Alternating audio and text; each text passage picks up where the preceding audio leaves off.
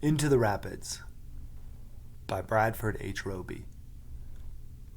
1 minute, Wyatt was perched on the edge of the raft like everyone else. The next, he was falling overboard, right into the monstrous rapids.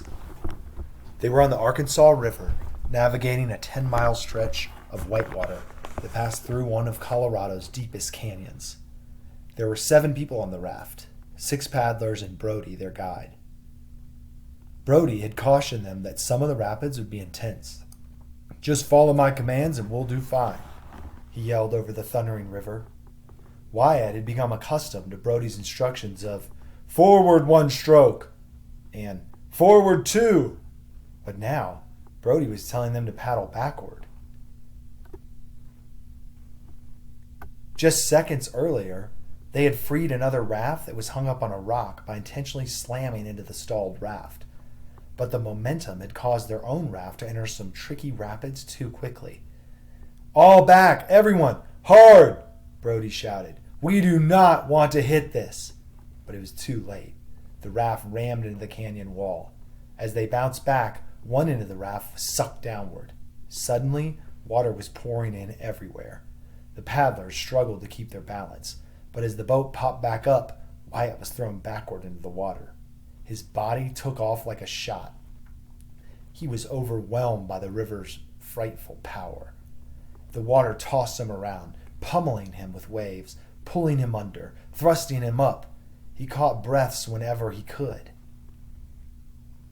He looked over his shoulder, expecting to see Brody about to toss him the lifeline, but he'd already moved 50 yards ahead of the raft. "I can't believe this is happening," Wyatt thought. On either side of him, the canyon walls rose straight up like skyscrapers, offering nothing to hold on to. He tried to remember the safety talk he had half listened to. "If you fall out, we'll either pull you back in or throw you a lifeline," Brody had told them. Wyatt's brother, Johnny, had leaned toward him, whispering, "Wouldn't it be awesome to fall in?" "Pfft, like a flume ride," Wyatt had joked, grinning. Dad had shushed them, making it clear they should be listening to the guide. "If you fall in," Brody had continued, "don't stand up. Float on your back, feet facing down river, and held high so your legs can cushion any rocks you might run into." Wyatt rolled on his back now, pointing his feet downstream, and lost his grip on the paddle that was still in his hand. He watched as the paddle quickly disappeared into the whitewater. He knew he had to let go of the idea that someone was going to swoop down and save him. "I have to get out of this myself," he realized. He thought of his middle school basketball tournament, how he had kept calm and blocked out the crowd while shooting foul shots. "Don't panic," he told himself. The river quieted momentarily, and Wyatt was able to catch his breath. Around the bend, he saw a stretch of riverbank with some tumbled-down rocks that might provide a handhold. Then he saw something even more promising. The raft they'd freed earlier was pulled up alongside the riverbank. Its crew spotted Wyatt and started waving frantically. "Swim!" they shouted. "Swim to us!" His hopes ignited. Wyatt turned onto his stomach and swam. He gave it everything he had. "You can make it!" they yelled.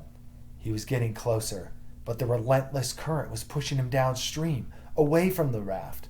Wyatt adjusted his angle by aiming higher upriver and swam even harder, using every last ounce of energy. Finally, he was just a yard away. Knowing this was his only chance, he took 2 strokes and lunged for the raft.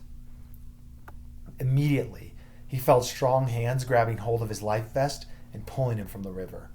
As he collapsed in a shaking heap, someone asked him if he was okay, but Wyatt was too winded to speak.